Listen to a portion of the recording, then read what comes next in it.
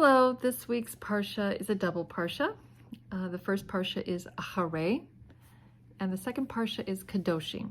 So we have Acharei and Kedoshim. And the first Parsha of this week, Acharei begins, Vaydaber Hashem el Moshe, Acharei mot shnei bnei Aharon, bekarvatam lifnei Hashem vayamutu. That Hashem spoke to Moshe after the death of Aaron's two sons, when they approached before Hashem and they died. So referring back to what we read about in Parsha Shmini, that on Rosh Chodesh Nisan, when they put up the Mishkan for the very first time, the two sons of Aaron, Nadav and Avihu, approached Hashem with a strange fire, which we discussed back when we talked about that Parsha, and they died. So it's saying that Hashem spoke to Moshe after this death, so very close. So in other words, Rosh Chodesh Nisan. And then what does Hashem tell Moshe to tell Aaron? He says, Vayamar Hashem el Moshe, Daber el Aharon achicha, ve'al yavo v'chol et el HaKodesh, mibeit laparochet, el panei kaporet, asher al ha'aron ve'lo yamut.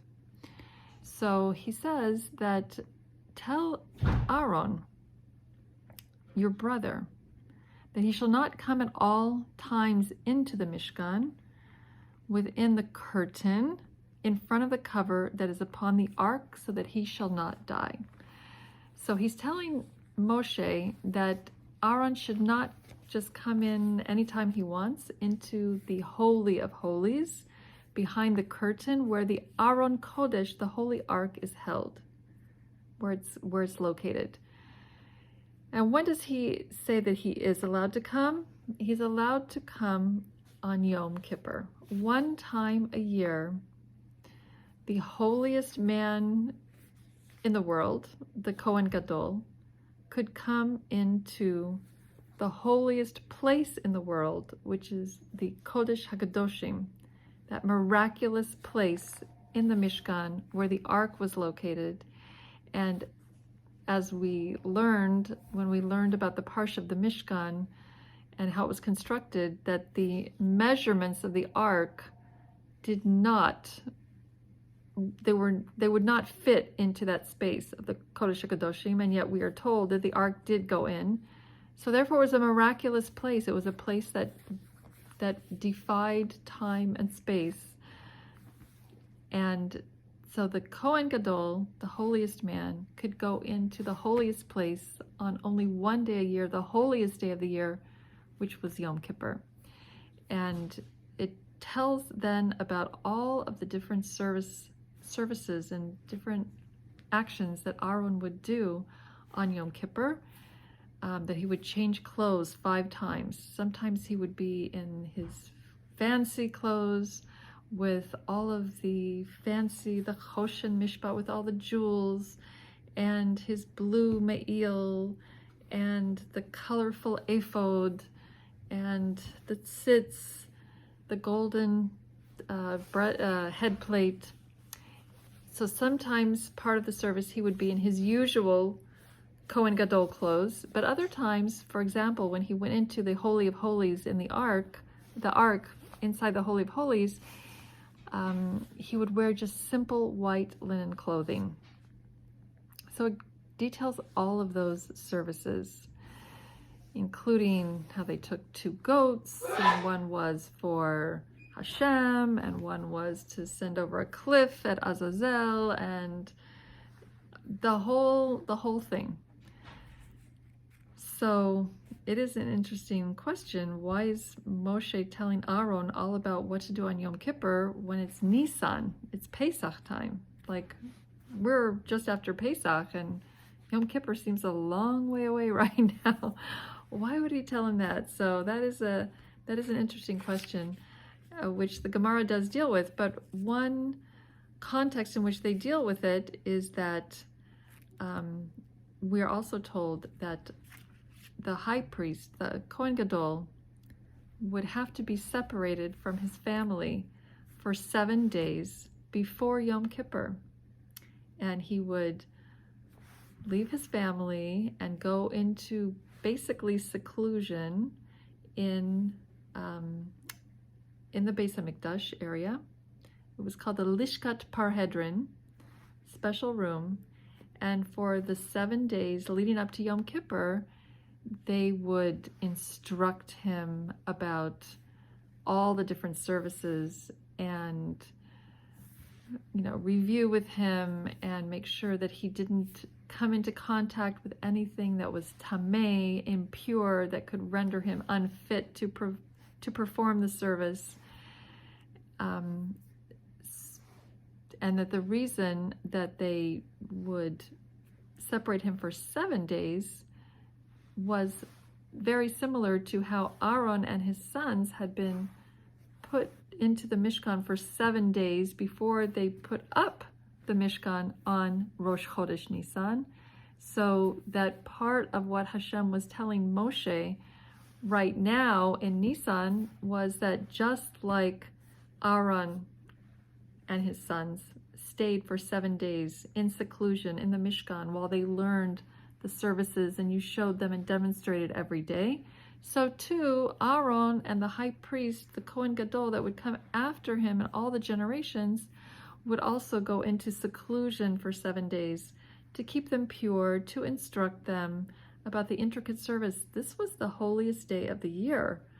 This is a big day on the Jewish calendar. This is when Aaron, through his service, would bring an atonement for all of the sins of the whole year, for all of the Jewish people. This is a big day, so we don't want it to go wrong.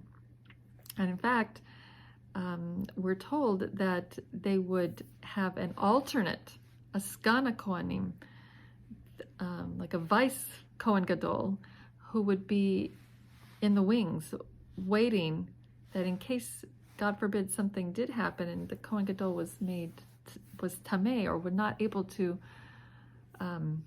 do the service, there was one waiting. Now, thank God that never happened, that they had to use the Sgan Kohen Gadol, but they had one just in case, because it's so important that there would be someone who would be able to take over to perform that service. In fact, they even say that they had an alternate wife in the waiting in the wings to marry the Kohen Gadol just in case something happened and his wife passed away, because the Kohen Gadol had to be married. That was part of the requirement for him to bring atonement. So after the day of Yom Kippur was over and the Kohen Gadol had done all of this incredible service and gone through all of these different steps and rituals, and with incense and with sacrifices and these goats, and pick one who's the for Hashem, the other one is the scapegoat to send off to Azazel, and all of those things. At the very end, the people would accompany the Kohen Gadol back home to his home. He would rejoin. He came out of quarantine, so to speak. He came out of his isolation and he would rejoin his family. And that was a necessary step of the process, is that he had to go home. He couldn't just stay as this lone Kohen, only devoted to serving Hashem. He had to go back and integrate with society. Now, we're told in Pirkei Avot, it says that Hillel and Shammai were a group that received the tradition from the people before them. And it has a saying from Hillel, and Hillel said, Hu haya omer.